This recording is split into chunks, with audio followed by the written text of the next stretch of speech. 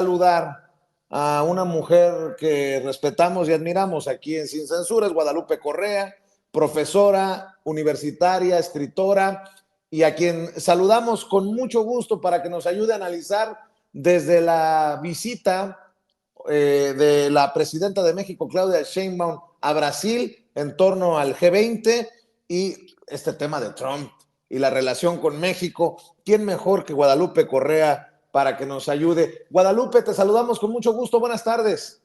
Muy buenas tardes, Vicente. Un placer estar con ustedes en Sin Censura el día de hoy. Gracias por la invitación.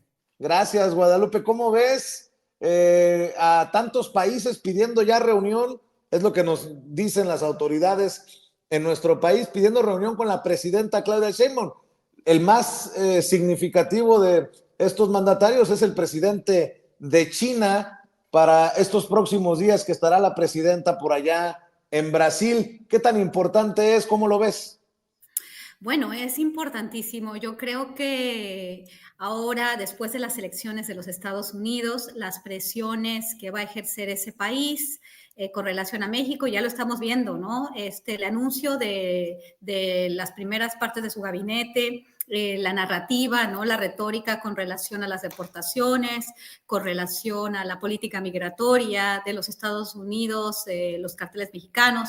Todo esto pues hace más necesario pues una respuesta de México a nivel global, ¿no? México debe tener espacio de diálogo con otros países, China, Rusia, los Estados Unidos, por supuesto, ¿no? En una relación de respeto, de colaboración. Entonces, esta reunión es muy importante. Creo que este diálogo que piden otros países a México pone a México en un papel fundamental. ¿Por qué? Porque podría negociar, porque podría ser un actor, digamos, puente, ¿no? Entre estas nuevas potencias mundiales. Ya estamos en un mundo multipolar, dejamos un mundo unipolar y México, pues, teniendo una frontera tan importante con los Estados Unidos y, bueno, en este momento siendo el blanco de ataques directos e indirectos, más bien, ataques directos e indirectos, creo que este es el momento donde sería bueno retomar y ampliar, ¿no? Las conexiones con otros países del mundo, ¿no? En algún momento con Andrés Manuel López Obrador en la presidencia, yo decía que por fin México tenía de alguna manera el sartén por el mango a la hora de negociar con Estados Unidos, con el tema migratorio. Eh, ¿Sigue esa situación? ¿Tú lo ves así, que pueda tener el sartén por el mango Claudia Sheinbaum, entendiendo que México regresa a ser el primer socio comercial de Estados Unidos y tal vez, solo tal vez, después del G20, con el respaldo de otras potencias mundiales, Guadalupe? Mira, es una muy buena pregunta, Vicente. En realidad, México es muy dependiente de Estados Unidos. Es el principal socio comercial, tiene una frontera importantísima, yo creo que la frontera más importante del mundo, y bueno, puede negociar en diferentes frentes. No debe ser siempre el patio trasero, ¿no? De los Estados Unidos. Sin embargo, también México depende de ese país en niveles muy importantes desde los periodos, ¿no? Periodos neoliberales. En realidad, pues quedó México muy a la expectativa y muy a lo que quería Estados Unidos y sigue hoy en adelante. No creo que tenga la sartén por el mango, no lo tuvo en el año 2019 cuando se impuso el programa Quédate en México, los protocolos de protección migratoria. Donald Trump y la gente cercana a él, ahorita se especula que va a volver con ese tipo de acercamientos, habla obviamente de imponer aranceles del 25% a todos los productos, como una forma de presión, ¿no? Yo creo que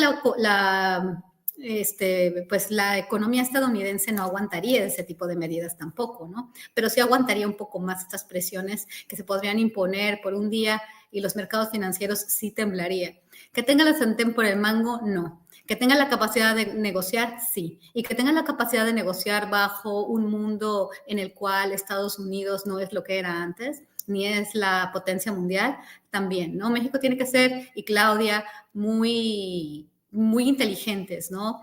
Para poder hacer esta negociación. Obviamente la dependencia siempre pone a México en un lugar delicado, en un lugar delicado donde tiene que gastar recursos para hacer frente a las necesidades de Estados Unidos, pero yo creo que un acercamiento a otras naciones con el afán de lograr un diálogo más equitativo con los Estados Unidos y bueno, México puede hacer cosas, ¿no? No tiene la sartén por el mango, porque nadie va a tener la sartén por el mango con una potencia como los Estados Unidos, pero sí tiene muchas maneras de negociar y de negociar a su favor. Yo creo que Claudia va a poder hacer muchas cosas, independientemente de la narrativa, que hay que recordar una cosa muy importante. La narrativa de América Primero no es una realidad, es una cuestión para hacer frente al declive de la economía estadounidense. Make America Great Again, América Primero, es un eslogan también un poco particular en el sentido de que los problemas de Estados Unidos, los altos niveles de drogadicción, el número de personas sin hogar, las desigualdades tan importantes, los niveles de desempleo, este sueño americano que ya no es para muchos estadounidenses, la explicación de las élites, que las élites tanto demócratas como republicanas tienen que ver con esto, pues la explicación son los migrantes. Son los cárteles de la droga y no quieren explicar que la verdadera situación en los Estados Unidos tiene que ver con este modelo económico que benefició al 1% de la población estadounidense y le quitó el sueño a muchos estadounidenses. Entonces, estos estadounidenses están poniendo su ojo en los migrantes, están poniendo su ojo en los carteles mexicanos, cuando esto no les va a resolver ningún problema. Entonces, también hay que entender que esta narrativa, que esta retórica es para su población. Y la política exterior estadounidense, y eso pasó en los años de Andrés Manuel López Obrador, sí hubo presiones, sí hubo, quédate en México, el protocolo de protección migratoria, sí hubo esta presión, sí hubo una amenaza de aranceles, pero al mismo tiempo la relación que hubo entre Estados Unidos y México se mantuvo. Estados Unidos en política exterior, en lo general, su política exterior es mucho más equilibrada y es en base al interés nacional de los Estados Unidos. Entonces, por un lado está la narrativa interna y por otro está la realidad. Entonces, yo creo que las cosas no van a estar tan mal como a veces se vislumbran, aunque en el discurso pareciera ser que México va a ser la piñata. Pero en la realidad, quizás teniendo una presidenta con tal presencia como Claudia Sheinbaum en este sentido, una mujer bastante inteligente, una mujer bastante parca y moderada y además de todo bien preparada, no creo que vaya a caer, no, esperemos, en un juego que es simplemente retórico y retórico para los estadounidenses, no en materia de política exterior, y creo que esto se entiende bastante bien en México. A ver, Marcelo Ebrard, fíjate, lo que he llegado es el colmo.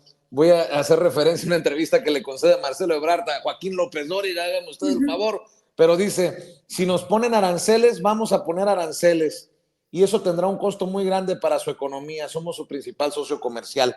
Yo no difiero necesariamente de lo que dice Marcelo Ebrard, sí creo que sería no sé, un caso importante para el análisis de me impones arancel y yo te impongo arancel, pero sí he escuchado a varios expertos, Guadalupe, decir que si a Donald Trump se le ocurre imponer aranceles a los productos mexicanos, los que verdaderamente pagarían los platos rotos son los estadounidenses o los que viven en Estados Unidos. ¿Cómo ves esta guerra tú? A largo plazo sí, a largo plazo sí, totalmente estoy de acuerdo. O sea, al final va a ser una guerra de aranceles y al final, por la dependencia, ¿no?, que tenemos y por lo importante que es México para Estados Unidos, pues imponer un arancel sería darte un balazo en el pie. Pero no estoy hablando del largo plazo, porque los aranceles no se pueden imponer a largo plazo. Lo que sí puede hacer Estados Unidos es esta amenaza de aranceles, imponerle un par de días y que los mercados financieros pues tiemblen y nos va a hacer daño a nosotros. O sea, realmente el tamaño de nuestra economía, comparado con el tamaño de la economía de Estados Unidos, no aguanta un golpe de esa magnitud en los mercados de capitales, en los mercados financieros. México ya dejó su cuenta de capitales a merced de estos especuladores, ¿no? Esto ya sucedió desde hace varias décadas. Entonces, al final, sí puede Donald Trump hacer un daño muy importante, ¿no? Si establece los aranceles por un par de días. Se nos viene abajo las bolsas, se nos viene arriba el peso, va a ser un acabose, ¿no? Eso es lo que yo podría pensar, ¿no? Sin saber bien qué es lo que realmente, lo que puede hacer Donald Trump, pero Donald Trump puede hacerlo en 2 días, porque tiene la sartén por el mango, en el sentido de que el tamaño de la economía estadounidense sigue siendo, hasta lo que sé, la más importante del mundo, ¿no? Ya China ahí va, le va pisando los talones, pero aún todavía le falta para llegar a esos niveles. Estados Unidos, en relación a México, además, es mucho más grande y es capaz de hacerle mucho daño al país con el tema de la especulación financiera.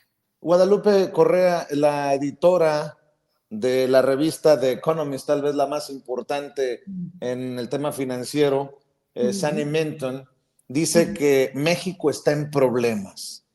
Advierte que hay 2 lugares en particular que están en peligro en el mundo con Donald Trump en la presidencia de Estados Unidos: México y Europa. ¿Tú qué ves? ¿Tú qué analizas de esta postura de qué importa lo que digan en México? Nosotros vamos a borrar a los cárteles de la droga por nuestras pistolas y en nuestros términos. Pareciera tan loco en el 2024 pensar en un operativo militar estadounidense en nuestro país, violando nuestra soberanía, pero pues está también dándose estos nombramientos de línea dura, incluyendo el de Marco Rubio como secretario de Estado, un cubano-estadounidense que no tiene la mejor relación, o a lo mejor no tiene la mejor idea de México, Guadalupe.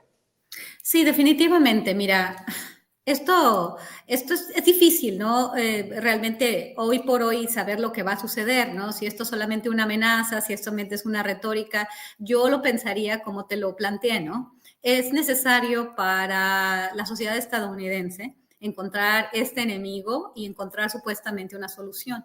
Y finalmente en política exterior se va a hacer lo que se necesite hacer. No se va a dar a Estados Unidos un balazo en el pie, porque obviamente también México puede recurrir a hablar con Xi Jinping y con Vladimir Putin, ¿no? O sea, por decirle realmente si se hace efectivo esta guerra contra los cárteles mexicanos que implica una intervención militar directa en territorio mexicano y bombardear a los carteles, que no sé a qué se refieren con eso, porque sería realmente bombardear a comunidades enteras, porque cómo se configura la delincuencia organizada en el país, que no tiene necesariamente que ver con narcotráfico, pues estarían declarando una guerra a México. Pero también hay que entender cómo funcionan estas cosas, ¿no? Y cómo funciona esta declaración de los cárteles mexicanos como organizaciones terroristas internacionales. Por los números a los que alcanzó el Partido Republicano y el Proyecto América Primero en estas elecciones, van a poder hacerlo. Definitivamente lo van a poder hacer. Pero para llegar a este grado en el cual ellos van a mandar a sus tropas y van a bombardear carteles, o sea, comunidades enteras, falta mucho de lo que es la guerra contra los carteles, y el señor Waltz y el señor, el señor, ahorita se me olvidó, el otro legislador. ¿Quién? El otro legislador, el del parche aquí, el que tiene, ¿cómo se llama? Waltz y, bueno, ahorita me acuerdo. ¿Cómo se llama este señor que es el Crenshaw? Ajá, sí, es el... Gracias, Toño. Es el del parche, ¿no? Ellos dos, cuando ponen en la mesa esta declaración de guerra a los carteles mexicanos, están hablando también de ir por aquellos personajes dentro de los Estados Unidos que mueven dinero relacionado con el narcotráfico. En realidad es una cuestión más bien interna, y para que ellos puedan, o sea, ya una acción más directa, digamos, contra los carteles mexicanos y este bombardeo, que ya va más allá de lo que yo creo que va a ser posible, que es declarar a los carteles mexicanos como organizaciones terroristas internacionales, que esto es lo que quiere el público estadounidense, como decir, ya me van a salvar de las drogas, me van a salvar del fentanilo, lo cual es totalmente incierto, falso, ¿no? Ese señor, claro que sí, ese es nuestro Dan Crenshaw. Dan Crenshaw. Dan Crenshaw siempre ha dicho eso, él ha sido un proponente, siempre ha sido un impulsor muy importante de esta declaración de los cárteles mexicanos como organizaciones terroristas internacionales y luego esta declaración de la guerra contra los cárteles mexicanos, que podría involucrar una intervención militar directa en territorio mexicano sin el permiso de México. Para que eso llegue a ser factible, bueno, se necesitan muchas otras cosas, ¿no? Entonces también, no es que digan, no nos preocupemos, lo que estoy diciendo es que yo me imagino que sí los van a declarar organizaciones terroristas internacionales, pero para que realmente haya una intervención directa, falta mucho. Lo que sí puede hacer Estados Unidos, y yo creo que lo que sí va a hacer y lo que ha hecho estos últimos años, independientemente de la administración que sea, es hacer esta presión, ejercer esta presión a las Fuerzas Armadas mexicanas para que sigan impulsando su avance, ¿no?, en la frontera y en contra de las organizaciones criminales que nos han hecho mucho daño, ¿no? Estos balazos que se han dado, esta estrategia que en su momento fue debajo del paraguas de la Iniciativa Mérida, donde las prioridades eran ir en contra de los carteles mexicanos, sí puede ser algo que puedan ejercer bastante presión. Yo creo que no puede ser al grado que están hablando en términos retóricos, pero la presión para México va a ser fundamental. Estoy de acuerdo con la editora The Economist, que uno de los países sobre los que el proyecto trumpista, el proyecto América Primero, Donald Trump, porque todo es un proyecto, no solamente es un solo personaje, sí va a ser México. México va a ser uno de los que más va a sufrir en este sentido retórico, en este sentido de una presión. También recordemos que tenemos pues al Mayo Zambada, a los Chapitos, como pues testigos cooperantes o testigos protegidos en Estados Unidos y que pueden decir lo que se les dé la gana en relación a cualquier político mexicano. Y esto también le va a ayudar a Estados Unidos a ejercer mucho más presión, pues a ejercer una narrativa más dura, pero se va a quedar en la narrativa. Nada más que sí, México va a seguir sintiendo esta presión, va a tener que mandar a las Fuerzas Armadas quizás a hacer labores que no necesariamente quieran, ¿no? México no tiene necesariamente sartén por el mango. Sí veo tiempos complicados, pero yo también veo que Claudia Sheinbaum está en una posición de negociar a favor de México, ¿no? Porque también Estados Unidos no es lo que era antes. Déjame para cerrar, Guadalupe, preguntarte, ¿esto también tiene una vena racista? Porque no me digas que no hay una importante frontera hacia Canadá de Estados Unidos, y yo no veo, no solamente en la cobertura mediática, no veo en la sociedad estadounidense un dejo de crítica hacia el norte, todo claro. Es hacia el sur. Y esto tendría que ver porque pues también son güeritos, ojo azul, altos, o me estoy alucinando. Tú viviste en Estados Unidos por varios años, ¿no? Tú conoces perfectamente cómo funciona esa sociedad, lo conocemos aquellos que hemos vivido y los que no han vivido tampoco están ajenos a esa realidad. La sociedad estadounidense es una sociedad profundamente racista, ¿no?, basada en la esclavitud, y esto hace el fenómeno del racismo un fenómeno estructural que no es fácil desterrar, ¿no? Y lo vemos con el discurso, un discurso racista, además xenófobo, un discurso divisivo, donde pues a quienes le echan mejor la culpa, pues hay que echarle la culpa a los cafés, ¿no?, a los que vienen de los países pobres. Y lo vemos, el discurso de Trump, el discurso de la derecha estadounidense es un discurso profundamente racista, que no tiene de ninguna manera una explicación de otro tipo, ¿no?, ni una justificación. Y siempre ha sido así Estados Unidos. Cuando hay un robo, cuando hay violencia, principalmente se piensa en las minorías raciales en primer lugar, ¿no?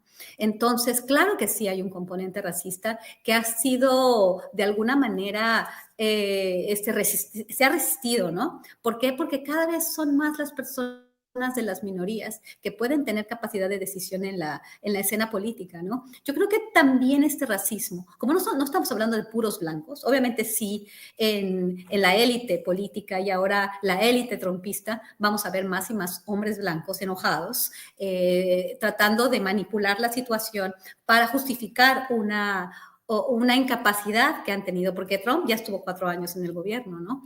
Y van a decir que es culpa de los carteles, es culpa de los inmigrantes. Por lo tanto, es culpa de los cafés, de los mexicanos, de los pobres y de los latinoamericanos.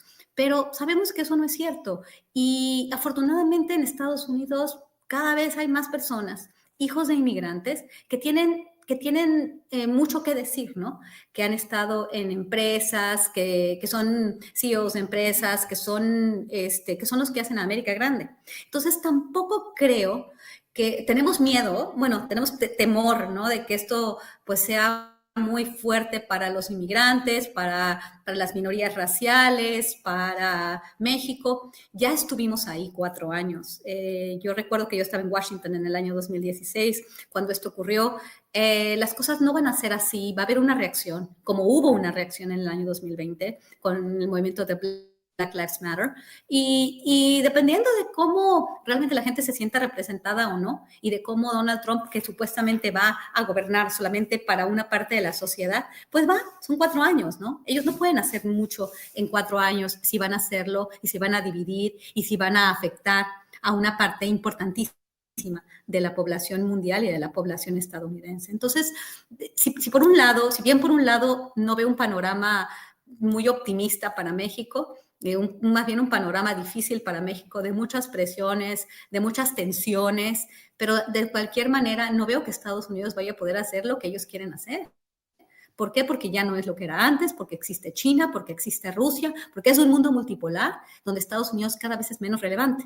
Entonces, sí, en relación a México son mucho más grandes, pero tenemos políticos importantes en México, tenemos una presidenta que está muy bien preparada, que sabe cómo hacer las cosas, y tenemos una sociedad que va a resistir a las andanadas de ataques. No vamos a hacer una piñata de los Estados Unidos como se ha intentado que seamos y como nos han tratado en muchos otros momentos, no como un patio trasero. Querida Guadalupe Correa, admirada y respetada, te agradezco mucho que hayas llegado a compartir tu visión, tus opiniones con esta audiencia de Sin Censura.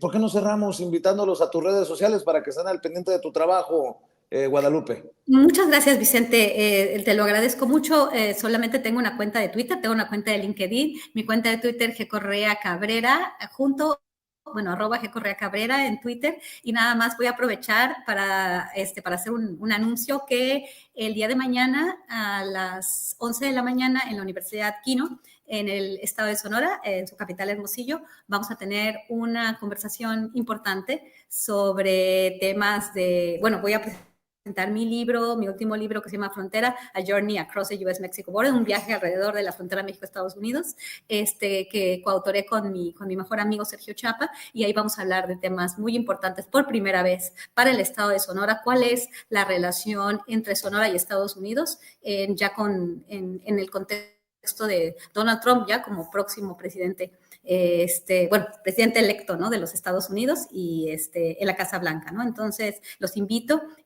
a seguirnos en Twitter y en LinkedIn. Pues qué placer que estés por acá, por nuestro estado, en Sonora. Yo tengo una conferencia acá en la prepa que me invitaron en el 50 aniversario. Si no, ahí estaría, pero invito a todas las personas, a la gente que nos está viendo por allá en Hermosillo, que llegue a la Universidad Quino y que apoye estos eventos que son relevantes para el mayor entendimiento de estas relaciones a veces tan complejas, tan enredadas. Te agradezco mucho, Guadalupe, y estamos al pendiente. Éxito. Muchas gracias, Vicente. Muchos saludos a tu audiencia. Gracias por la invitación. Gracias. Guadalupe Correa, escritora, profesora universitaria, hablando con nosotros sin censura.